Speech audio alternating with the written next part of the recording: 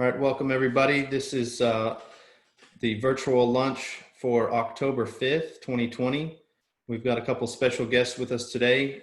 We've got the San Antonio chapter manager of the PTSD Foundation, Cody, and we've got the executive director of the PTSD Foundation, David Maulsby. How are you guys doing today?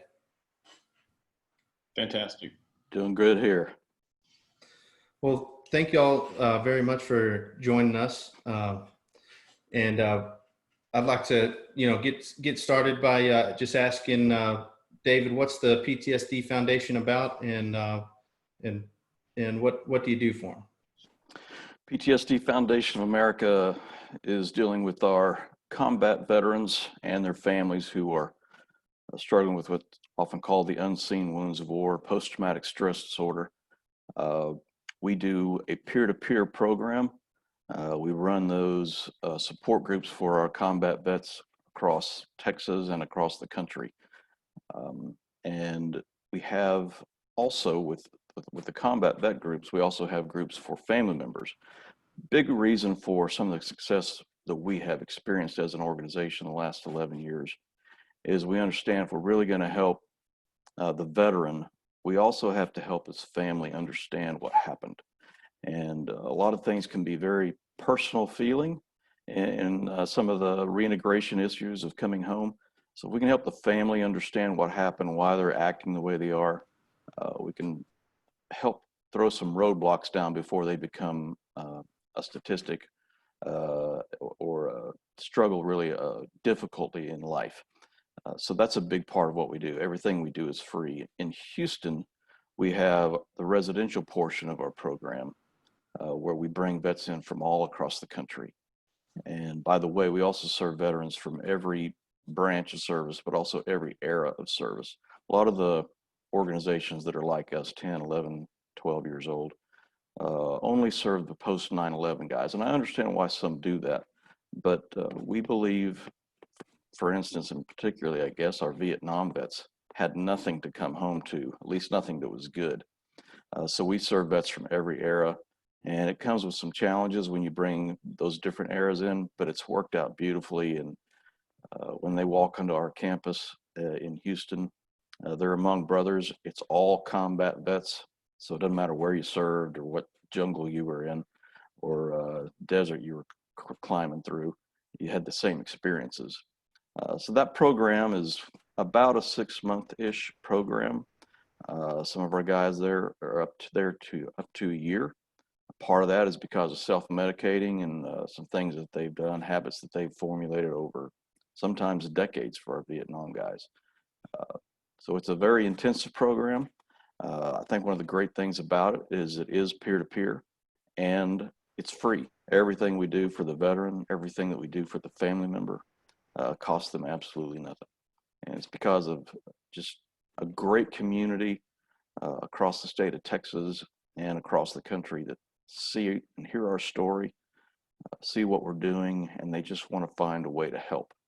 Not everybody can sit in a mentoring session and help someone work through the guilts, the false guilts, the different anxieties that they have. Not everybody can do that, but they can help make sure that it's done. They can help make sure that there is a place that is safe for them that they can go to. And that's where our community steps in. So we've been doing this about 11 years. We opened the residential portion that we call Camp Hope 8.5 years ago. Touched over 1,400 veterans as residents in our program, and we've touched thousands more through our chapters across the country. We're excited about what's we've been able to accomplish, and very excited about the future. You mentioned Camp Hope in the residential section, and for those that don't know, that is a community that where these vets can come in from is it from anywhere from across the we fly them in from wherever they are. If we have to go climb through a window to find them or go out searching for them in the Sam Houston forest, whatever it takes, we're going to go get them. Now you said it's free for all vets, but we all know nothing is free. So how do you guys operate? How do y'all get your money? How do you raise money? Well, the vast majority of our money through the years has come through events just like what's going on in San Antonio with the Grateful Americans golf tournament coming up. Uh, Obviously, 2019 or 2020 has brought challenges for everyone, and it certainly has affected nonprofits, and it's affected us because as an organization, we've never actually done fundraising. We don't have a person on our staff that's their job. So we're doing everything we can to find other ways right now to support us. Obviously, some who have supported us in the past believe very much so in what we do, so they continue to write the checks even though there's not an event to support. But we're excited about events coming back online. But it's 100% grassroots. It's the community stepping up and paying the bill. Well, you mentioned an event coming up in San Antonio. Cody, do you have some information on what y'all have coming up? Yeah, we have a golf tournament at Fair Oaks Country Club November 9th. Registration is online right now. All the promotional materials available through gratefulamericans.org or PTSD San Antonio on Facebook. We encourage anybody to join. There's plenty of sponsorship levels available.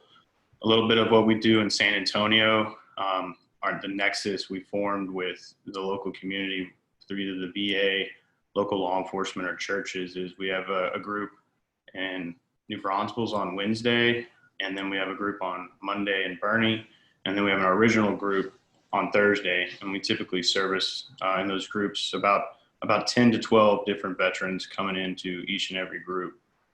During the week at our office, we have one-on-ones. My veterans coordinator probably does anywhere from 75 to 100 one-on-ones a week, in person, over Zoom, or on the phone. Recently, we've partnered with the Bexar County Sheriff's Department and other local law enforcement entities here in San Antonio and used our building, as well as the 100 Club.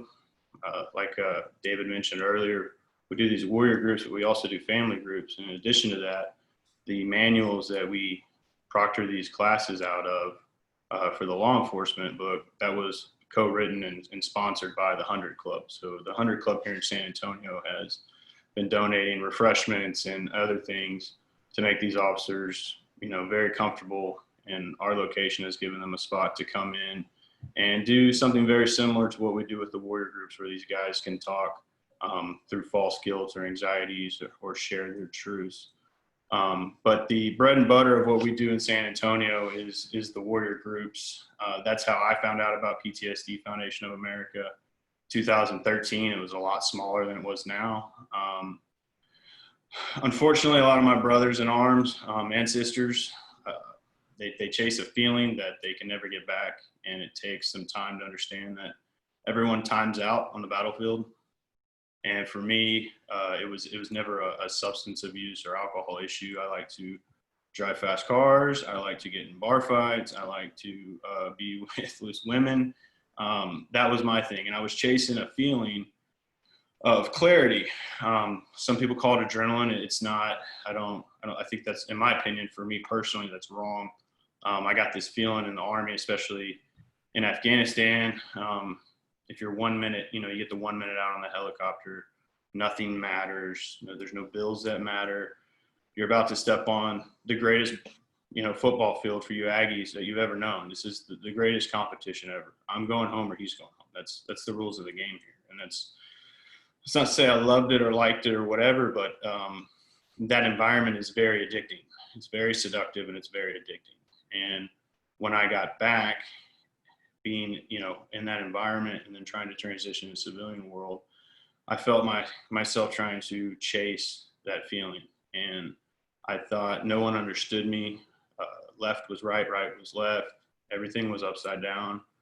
And it wasn't until I was able to get in these groups and, the basis of human history has always been tribalism, and being able to be a part of my own tribe again and talk to guys that have, maybe not walked a mile in my shoes, but they were 400 yards that way walking their own mile. So we could share those similar bonds. And it's not a, that's the best part is I don't feel like I'm having to go to a doctor and say, I have these issues and that issues. War touches you if you touch it. So if your child had the flu and didn't have a fever, that would be abnormal. But if your child had the flu and had a fever, that would be normal. So these are, normal reactions. It's normal traumatic stress to an event that it happens, and the stigma of, swallow it or eat it, I think affects more people than they let on. And that, I think if we could get more groups like this in every city where we can get guys talking and having discourse, and sometimes the best discussions are before the meeting and after the meeting, because you have guys, different political leanings in there, races, religions, all kinds of socioeconomical backgrounds, and we all serve the same thing, because we had brothers that gave their life overseas, and they didn't care. They didn't care what color you were, what you believed in, where you're from. They just did that because you're an American, and we still share that same common bond, and we can have real public discourse with each other, and being able to join up. And I've heard it from time and time again. Guys are going, especially because we had to shut down for about 45 days in San Antonio before we could open back up. And the guys, man, I was going crazy. I was watching the TV and I was thinking this, and everything's telling me that. And then, we get together again and everyone's, oh, I'm okay. I'm normal. I don't need to, to be medicated. And this week, we found a homeless veteran. He was an amputee, honorably discharged. He stepped on a landmine in Afghanistan, and he was sleeping on a park bench. And we are very plugged in here with the network for everybody that helps veterans on the legal side of things. And we ended up getting him on the road to recovery, I guess Monday. So he's going to get, psychiatric help, and then probably be a resident of Camp Hope within the next, 6 months once he gets checked out with the VA. I know I went on a tangent here, but I'm sorry. No. One thing I want to mention, the reason even why we exist, and it's kind of the thing that just sort of hangs out there sometimes because it's not pleasant to talk about. He just brought up a homeless veteran. Putting those two words together, it just should never happen. But the other part of that is we're losing more than 20 veterans every single day to suicide. And those numbers are staggering. And reports coming out this past week that suicide rate within the military has increased up to 30% since COVID and all these shutdowns. That's the guys that still have the uniform on. We're quite certain, unfortunately, that the suicide rates amongst the veteran community is skyrocketing, probably even more than 30% right now. There's never been a time that our veterans needed us more than right now. Those numbers are just too high. Those are astronomical. Y'all get a lot of people that come in to the program. How is the success rate of Camp Hope and the residential portion of what y'all are doing? Success rates can be manipulated, I guess, about any way you want to manipulate numbers. I am a pretty cut and dry kind of a guy. We've had over 1,400 veterans check into our place. To our knowledge, we've lost, I think, 5 or 6 of those to suicide over the last 8 years. And while I grieve each and every one of those, there's no program in the country that can even come close to those kind of numbers of just at least keeping guys alive. Then you start, getting in a little more granular. What's their life like as they move forward? And our rates are, again, higher than any recovery program that you can compare us to, certainly higher than the VA. And it's not a bash to the VA, it's just, it is what it is. So our success rate's been very, very high. And then again, the goal number one is to keep them alive for one more day. And if we can keep them alive for one more day, then we have the opportunity to help them change the trajectory of their life. And we've been able to see a lot of that over the last 8 years. Well, I had the opportunity to come out there to Camp Hope a couple of times and get to hear from some of the veterans that are in the program and have graduated the program. And one thing that really stuck with me is when we were taking the tour, the vet, I forget his name, but he was telling us that, that, it's not that the VA offers help, and there's a lot of help out there, but it's hard. He told me it was hard for him to sit to and listen to a psychologist that hadn't been into war and listen to them talk about, what he should be going through or what he's going through. And what he said to Camp Hope was that all the staff that's there has been through the program. They're all combat vets, and that was what really created that bond that helped them out. And I just thought that was pretty awesome deal. It's a big reason why it works. And one of the great things about our chapter programs, like what Cody and his team are doing in San Antonio, they're so critical. If we can meet those guys before they've lost their family or they've ended up in a veterans court or some other court in the system, or get deep into an addiction, if we can get to them before that, a lot of times they won't necessarily ever need a Camp Hope. They can get the help that they need through the San Antonio chapter. And that's why that's so critical that they be open and be operating to the greatest efficiency possible. It's a large veteran population in the San Antonio area. And the more we can be out and about meeting those guys while they're still out and about before they start withdrawing and isolating, far better chance we have of reducing these suicide rates. So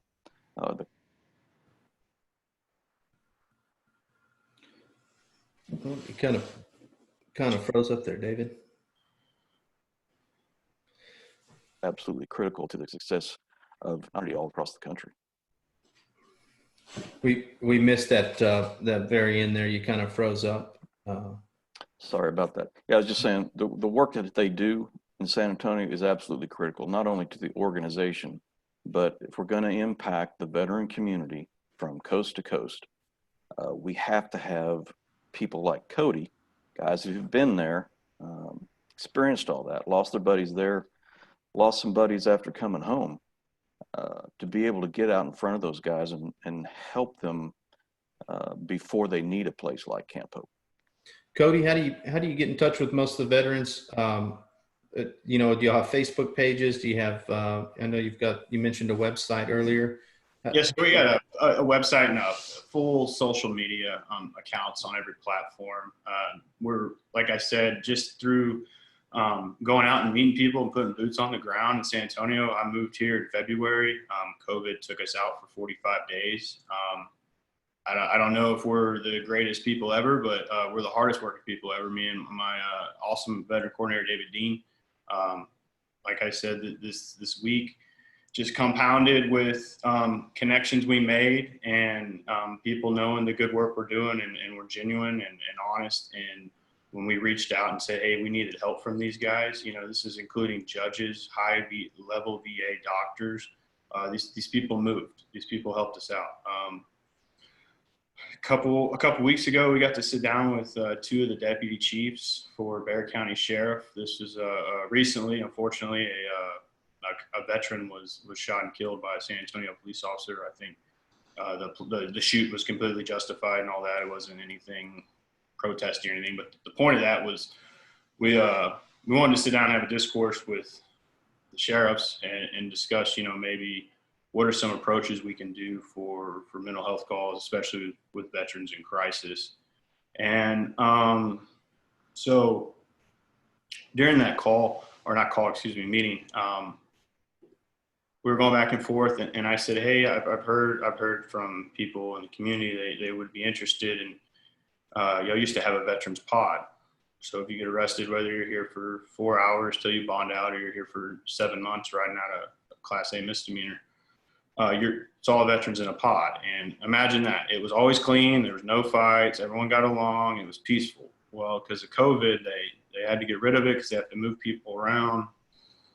And I asked the deputy chief, I said, would that be available to come back? I said, I think that would be a good first step, to show, it's something small y'all could do. And one of the chiefs was like, oh, no, we can't do it. We got to move people around, all this. And this other chief said, Well, actually, we have empty pods all the time due to cleaning and all that. We could keep them together. We theoretically have to move them every couple of days. They'd be like nomads, but we could keep them all together. And so Monday we checked in the honorably discharged amputee Purple Heart veteran that was on the street, and um, they met him at the check-in, and they didn't handcuff him, and they gave him like they let him in, and they were going to eat ice cream. So within 2 weeks, 2 weeks they did that. So it just shows it's good to see validation of work being done that quick. We're the mentor groups, as David had mentioned, is our bread and butter. We like to get these guys before they get into the decline on the cycle to despair. And I feel like we've done a pretty good job at that. Most of our guys are committed to the program, working the program, reaching out to us if they're struggling, especially those with addictive tendencies. And through that and networking, we're able to do a holistic approach to the community and make sure we grab these guys before it's too late. Well, you talked about the golf tournament. What day is that going to be, and where can people go to sign up and help support what y'all are doing? It's November 9th at Fair Oaks Country Club. It's a beautiful golf course in a great part of town near the rim. And you can go to gratefulamericans.charity.org, and the sign up forms on there, and there's sponsorship opportunities available. I think we got a few more holes. We're running a deal, I think, for another week. If you sponsor a hole and get a team of four, it's $1,000 even, and it's saving you, I think, around $400 or $500 if you try to do it separately, and you can get your name out there for charitable donation purposes and some marketing, good network opportunity for businesses as well. And not everybody plays golf, so I'm pretty sure they also have some silent auction things going on that anybody can participate in. And Grateful Americans does a great job getting that up online so people can participate and come off with a great item and get a donation out of it. That's a great point. I got involved through the apartment association. I know there was a barbecue out at Camp Hope, and it was, I think, right when Camp Hope started. It was Johnny Manziel was still the quarterback at A&M, because I went the day before the Auburn game. I stopped in. We had a tent at the barbecue at the cook-off, and I think it was only one building out there at the time, and it was hard to visualize what was going on out there. And now to see what y'all have grown into, y'all have got places for families, for the veterans to have their families with them while they're at Camp Hope, along with, apartment buildings and houses for them to be in. It's pretty amazing.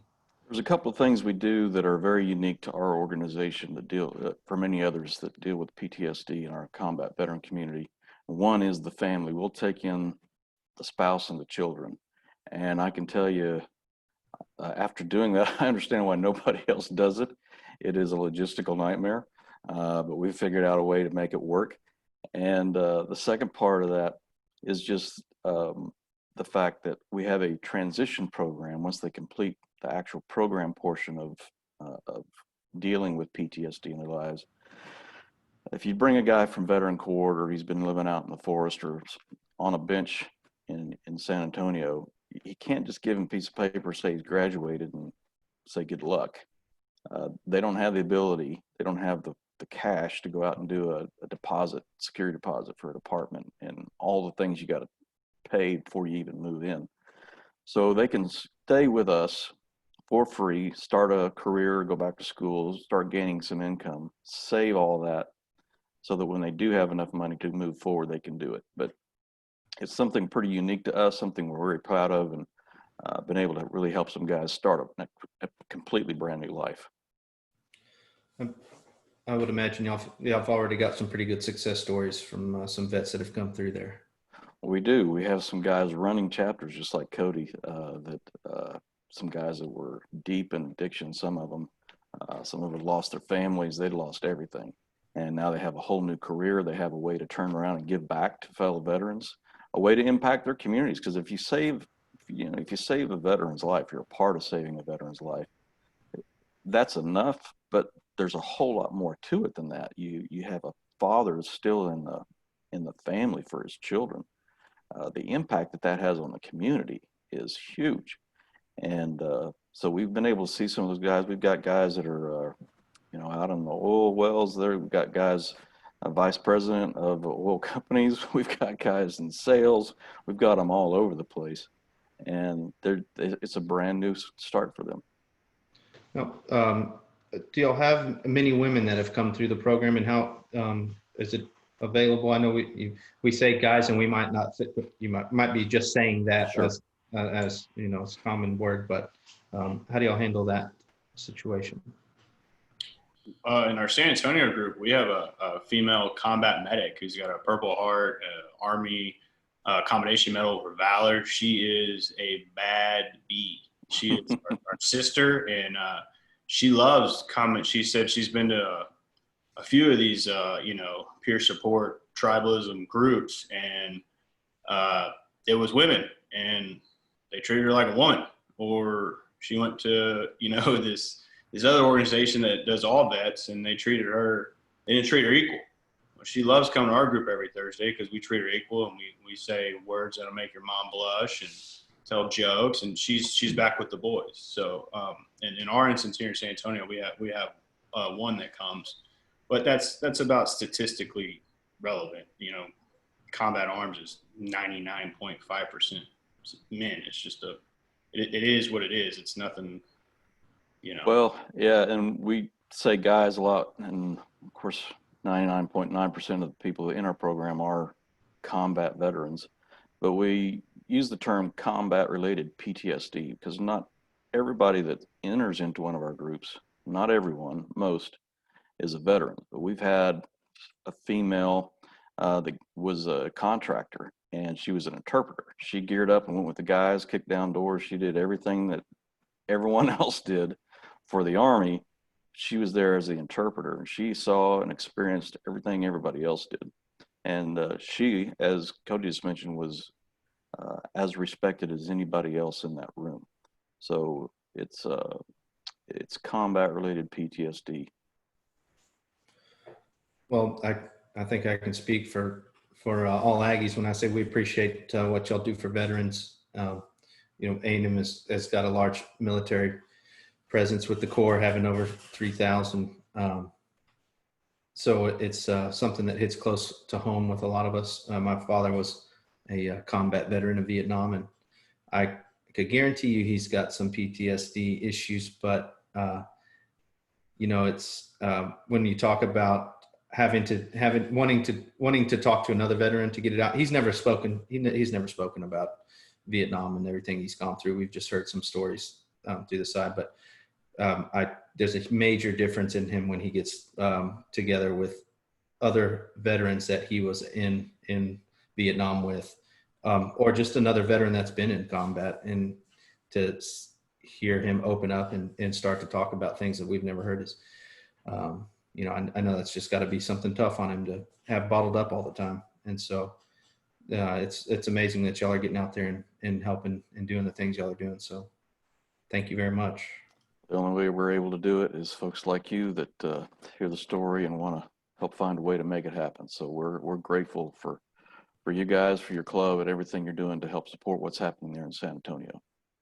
Well, I would encourage everybody that hasn't looked into what Camp Hope is about, what the PTSD Foundation is about, to dive in and take a look. I went to that barbecue, one of the first ones that they had out there, and honestly didn't know much about it, didn't think much about it even at that time. And then when I went out there for a lunch to see what was going on, it really changed the way I looked at everything and opened my eyes to what's really going on.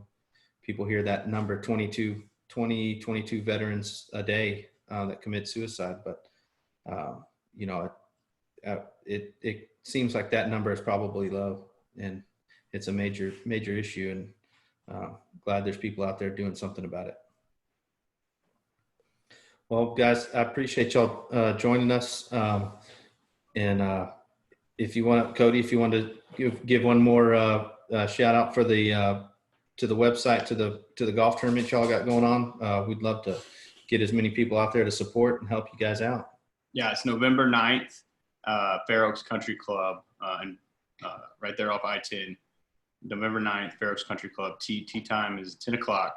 GratefulAmericanCharity.org, and probably going to be showing up in a helicopter. So we're working on that right now. We're looking pretty good on it though. So come out and come see us. Well, good deal. David, do you have any words for us before we take off?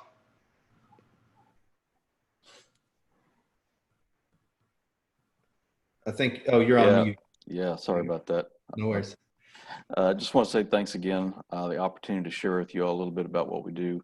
If you go to our organization's website, ptsdusa.org, I always like to remind folks, you probably know someone, like you mentioned your dad, but maybe somebody you play golf with, somebody you go to the club with, somebody you go to church with. Somebody knows somebody that's struggling right now, and they can get all the information to Cody and his team, the meetings that are available out there. And that website's ptsdusa.org. Just click on the Get Help button, find San Antonio, and it'll give you all that information. It'd be a complete mishap on our part if we didn't share with your audience.